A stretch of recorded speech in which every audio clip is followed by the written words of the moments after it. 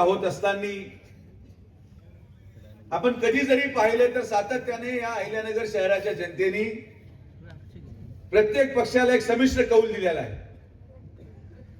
5 लोक याचे, 10 लोक त्याचे, 3 लोक अपक्ष, 4 लोक कोणी वेगळे पक्षाचे. आणि मग ही जी खिचडी महानगरपालिकेमध्ये तयार व्हायची, या खिचडीमुळे महापौर निवडीला कोणी इकडे 5 लोक घेऊन पळालाय, कोणी 10 लोक घेऊन लोणावळ्याला गेला, कोणी रस्त्यात चालत येणारे उमेदवार बसमध्ये भरून परत दुसरीकडे घेऊन गेला. दोनदा अशी परिस्थिती झालेली आहे भैया की महापौर निवडीच्या वेळेस निवड 2 दिवस पुढे घेऊन घ्यावा लागली, कारण की उमेदवार पळून घेऊन गेले होते. अहिल्यानगरचं हा सगळं विकास या सगळ्या खिचडीमुळे झाला. घोडे बाजार वाढला, नगरसेवकांच्या बोल्या लावल्या जायच्या. आणि ही सगळ्यात मोठी शोकांतिका या अहिल्यानगरची होती की महानगरपालिकेमध्ये काही ठराविक लोक, काही ठराविक नगरसेवक आपली नीतिमत्ता मागे सोडून स्वतःची बोली लावून घेऊन जो कोणी मतं मागतोय आपली बोली लावली जायची आणि मतदान टाकून कोणीही महापौर व्हायचे. आणि मग अहिल्यानगरने हे सुद्धा पाहिलंय की महापौर एका पक्षाचा, उपमहापौर दुसऱ्या पक्षाचा, स्टँडिंग समिती सभापती तिसऱ्या पक्षाचा, 4 अपक्ष, 4 समितीचे सभापती, आणि स्वीकृत उरलेले जे काही उरले सुरले असतील, ज्यांनी पैसे नसतील घेतले त्यांना स्वीकृतचा लाडू देऊन त्यांना घोड्यावर बसवलं जायचं. शेवटी या सगळ्या कचऱ्यामध्ये त्रासली गेली ती जनता. महानगरपालिकेच्या ऑफिस मध्ये गेलं तर याच्यामध्ये अधिकाऱ्यांची मुजोरी वाढली. सर्वसामान्य माणसाला कधी महानगर कार्यालयामध्ये दाद मिळत नव्हती. अनेक लोक येऊन तक्रार करायची, असं होतं तसं होतं. आणि म्हणून आम्ही निर्णय घेतला की या महानगरपालिकेच्या निवडणुकीच्या सुरुवातीलाच संग्राम भैया आणि मी बसलो. म्हणलं भैया आपल्याला किती जरी वाद घ्यावा लागला लोकांचा, शेवटी उमेदवारांना थांबून युती करणं आवश्यक होतं.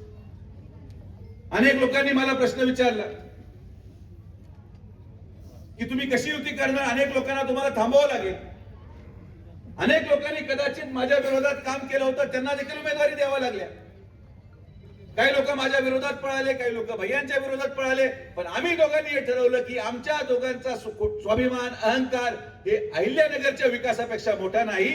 आम्ही सगळ्या तडजोडी केल्या. आणि मी तुम्हाला विश्वासाने सांगतो की जो आज युतीचा पॅनल बनलेला आहे, भारतीय जनता पार्टी, राष्ट्रवादी काँग्रेसचा हा पॅनल इतका अभूतपूर्व पॅनल ठरणार आहे की निवडणूक सुरू होण्यापूर्वीच आमचे 5 नगरसेवक या जनतेच्या आशीर्वादाने निवडून आलेले आहेत. 5 नगरसेवक. आणि जेव्हा 15 तारखेला अहिल्यानगरची जनता आपला आशीर्वाद आम्हा दोघांना देईल, ज्यांना विश्वास नसेल त्यांनी कागद पेन लिहून घ्या की 16 तारखेला निकाल लागल्यानंतर 55 पेक्षा जास्त नगरसेवक भारतीय जनता पार्टी, राष्ट्रवादी काँग्रेसच्या युतीचे राहणार. आणि जेव्हा पूर्ण बहुमत मिळेल, या पूर्ण बहुमताच्या आधारावर आपल्या केडगावच्या विकासाला सुरुवात होईल. मग अशी अनेक लोक प्रश्न मांडतात की अजून कामं राहिलेत. मी म्हणत नाही की सगळे कामं झाले, पण वारंवार खोट्या आश्वासनांना बळी पडून जेव्हा आपण मतदान बदलतो.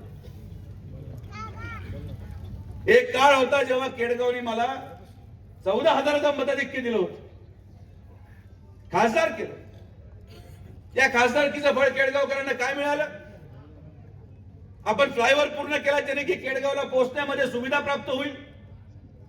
30 वर्ष अहिल्यानगर शहराचा फ्लायओव्हर होत नव्हता. 30 वर्ष एका वर्षात पूर्ण केला. केडगाव मधून विळद घाटामध्ये जायला जो जुना बायपास होता, शहरामधून जायला 45 मिनिटं लागायचे, बायपासून जायला 2 तास लागायचे. एवढे मोठे खड्डे होते.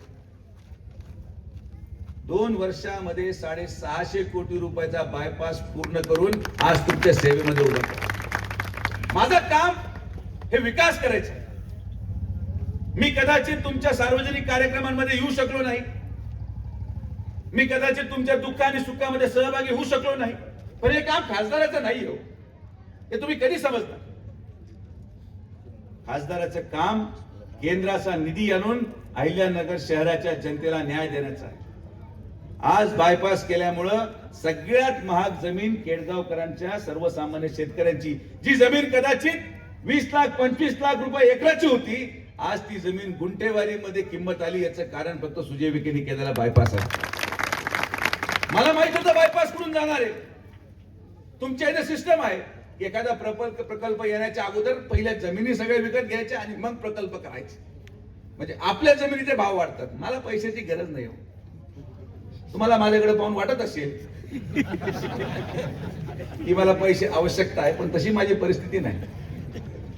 हा, भैयांची परिस्थिती दिसण्यामध्ये माझ्यापेक्षा बरी आहे. दाढी करतात, भारी केस आहे, चष्मा, घड्याळ, कुठे आता चपला घातल्यात आज म्हणा त्यांनी, आणि मी असंच फिरत राहतो. आपल्याला ना दाढीचा खर्च आहे, ना केस कापायचा खर्च आहे, ना कपड्यांचा खर्च.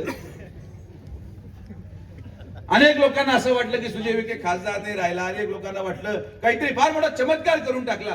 टीव्ही मध्ये, मीडियामध्ये विखे पाटलांचा पराभव, विखे पाटलांचा पराभव झाला, असं झालं तसं झालं, इतकं रंगवलं गेलं.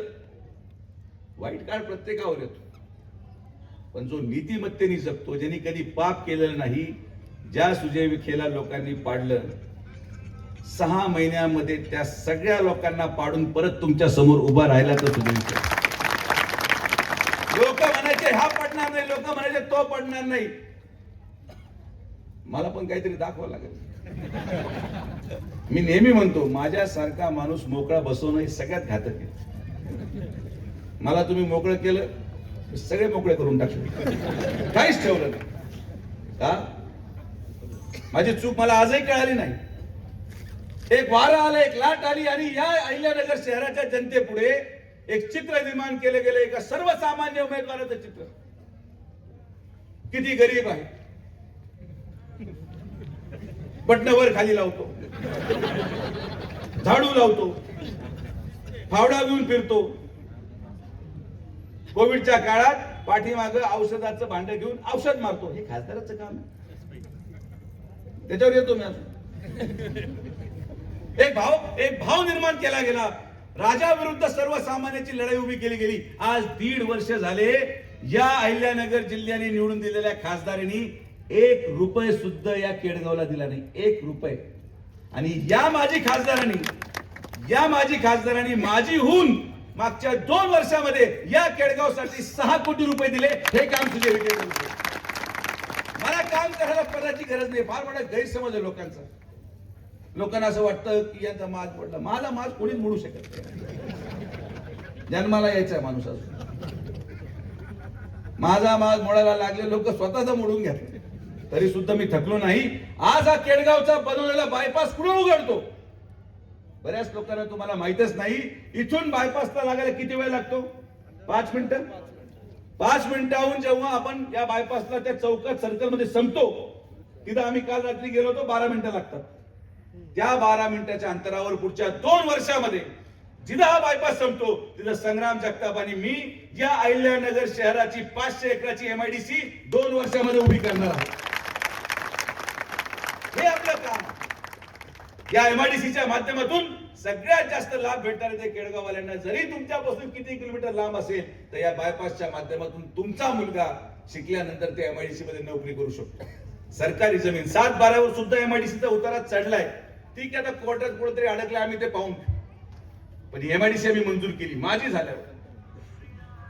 मनोज कोतकरचं पोट कधीच भरत नाही. त्याला प्रत्येक वेळेस ओझ उचलायची सवय. पाहायला काय झालं.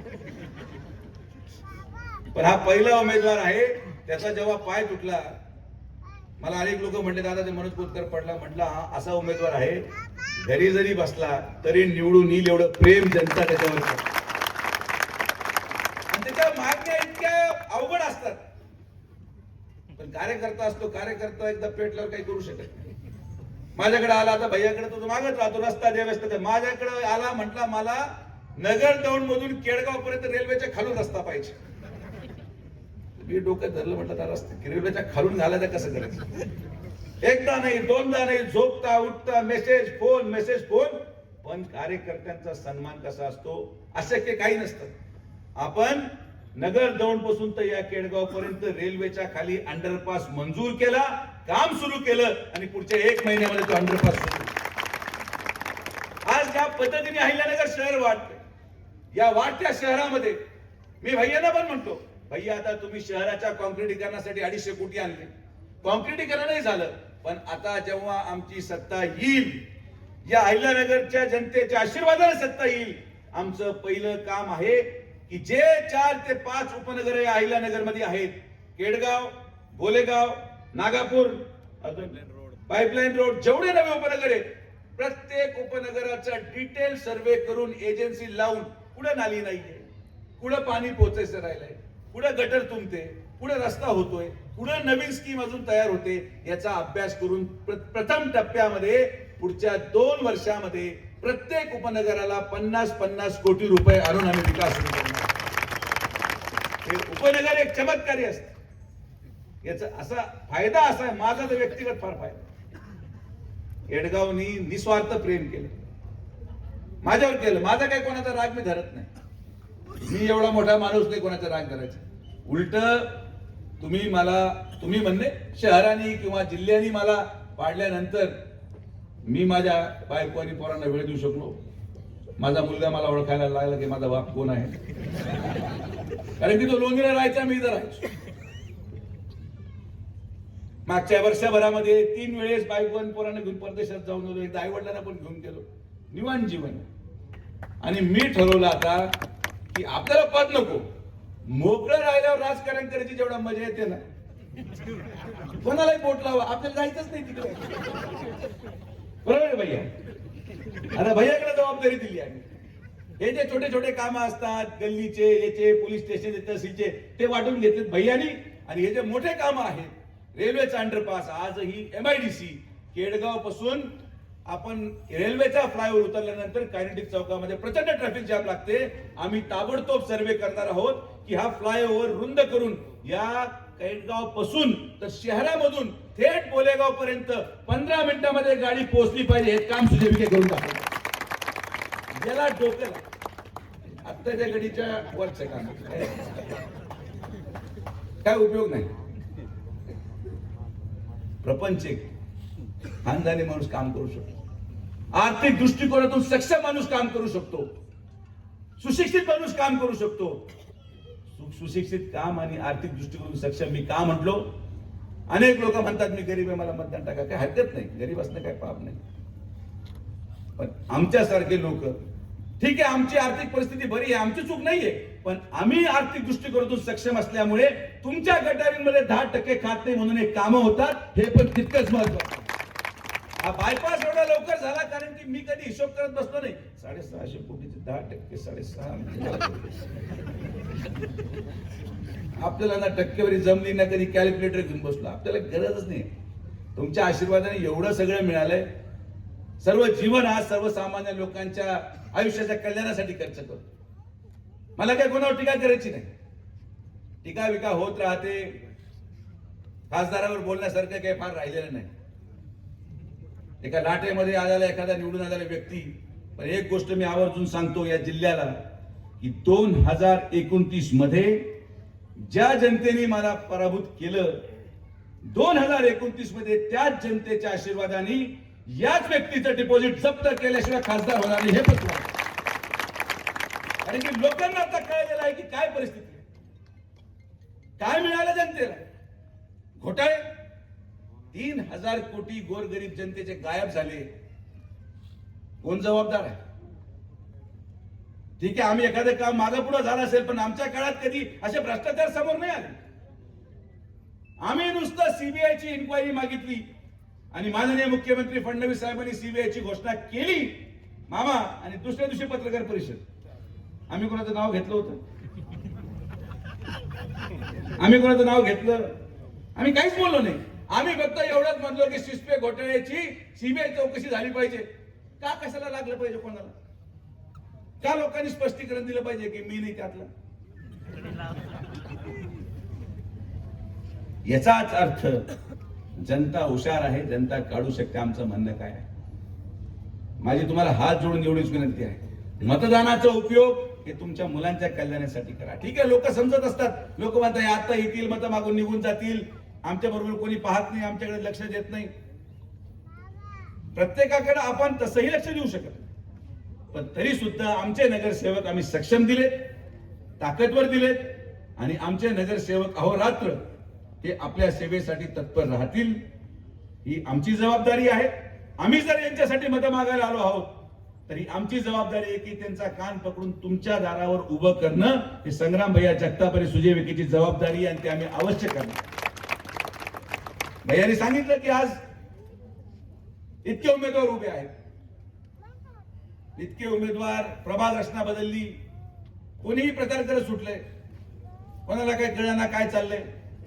17 नंबर वाला रिक्षा घेऊन 10 नंबर मध्ये प्रचार करतोय, 10 वाला 3 नंबर मध्ये घुसलाय, 1 नंबर वाला परवा वेळेत घाटात वडगाव गुप्त नवनागापूर नमस्कार करत होता. अरे म्हणत नगरपालिकेत संपली बाबू, पुलाच्या पलीकडे. लोकांना माहित नाही मतदार कोण आहेत. हे नवं फॅड आहे सध्या. लोकांना सांगितलं जातं जेव्हा विरोधी पक्ष भैया उमेदवारांना तिकीट देतं एबी फॉर्म, तो म्हणतो अरे बाबा मला एबी फॉर्म देऊ नको, मी याच्यात नाही, काही करायचं नाही म्हणे, लोकांच्या फक्त पाया पडायचं, तू बाकी आम्ही करतो. तो पेटला एकदम. तो म्हटला आता पायाच पडायचं तर काही करू आपण. आम्ही परवा चाललो, भैया आम्ही चाललो, बस स्टँड मध्ये एक ज्येष्ठ व्यक्ती होता, त्याचा पाय पकडला त्या उमेदवाराने, मी सोडणार नाही, मला मतदान टाका, मी सोडणार नाही, मतदान टाका. तो बाबा त्याला म्हणणार बाबा मी बीडून आलोय, मला घरी जायचंय, बस पकडायची. लोकांना मतदार माहित नाही, प्रभाग कुठं आहे माहित नाही, फक्त नगरसेवक व्हायचे. 200 कोटी कुठून? मटका शिस्प्यामधून आणलं. यांना वाटतं की हिस्पेचे पैसे खरंच परत आले तर 200 कोटी आम्ही आपलं हे पण गुंतवणूकदार आहे भैया बरेचसे. तर नाव घेत नाही मी कोणाचं. 200 कोटी आणू, 400 कोटी आणू, अरे काय हे. केंद्रामध्ये सरकार आमचं आहे. आदरणीय प्रधानमंत्री नरेंद्र मोदींच्या नेतृत्वामध्ये आपण निवडणूक लढवतोय. राज्यामध्ये सरकार आपलं आहे. मुख्यमंत्री माननीय फडणवीस साहेब भारतीय जनता पार्टीचे आहेत. या राज्याची अर्थकारणाची तिजोरी ज्यांच्या हातात आहे, वित्तमंत्री अजितदादा पवार राष्ट्रवादी काँग्रेसचे आहेत. पालकमंत्री आपले आहेत आणि 200 कोटी हे आणणार. मग आम्ही काय भजे खायचे इकडे केळगावमध्ये? तर एक गोष्ट लक्षात घ्या, आपल्या भागाचा विकास हे आपणच करू शकतो. MIDC विकसित करायची असेल, फ्लायओव्हर विकसित करायचं असेल, कोण उमेदवार काय पाहायची आवश्यकताच नाही. आज काही लोक सक्षम असतील, प्रत्येकामध्ये दोष असतो, माझ्यामध्ये दोष आहे, भैयामध्ये दोष आहे. कोणी उमेदवार पूर्ण दृष्टिकोनातून सक्षम नसतो. पण उमेदवाराकडे न पाहता आपल्या मुलांच्या भवितव्यासाठी, या केडगावच्या विकासासाठी, आपल्या या पुढच्या 25 वर्षाला आनंददायी करण्यासाठी जेव्हा आपण 15 तारखेला मतदान केंद्रावर जाल, फक्त घड्याळ आणि कमळ पुढे तेवढंच पहा, खालीवर सुद्धा पाहू नका. वेगळे वेगळे चिन्ह घेऊन बसलेले लोक. तो पॅन कोणी घेतलाय, तो चालू केला, डॉक्टर पडून जाईल, तुम्ही गेले तर समजून नाही. कोणी शिट्टी घेतलंय, कोणी रोड रोलर घेतलंय, तर रोड रोलर कधी चालते कधी बंद, कधी चालते कधी बंद. नारळ घेतले त्याच्यामध्ये पाणी नाही, तुतारीची हवा पूर्ण निघून गेलेली आहे आणि मशाला टाकायला रॉकेल ती विजून गेलेली आहे. त्यामुळे अशा मनोरंजक चिन्हाच्या मागे न जाता आज कमळ फुललेला आहे आणि वेळ आहे घड्याळाची. त्यामुळे तुम्ही आम्हाला साथ द्या.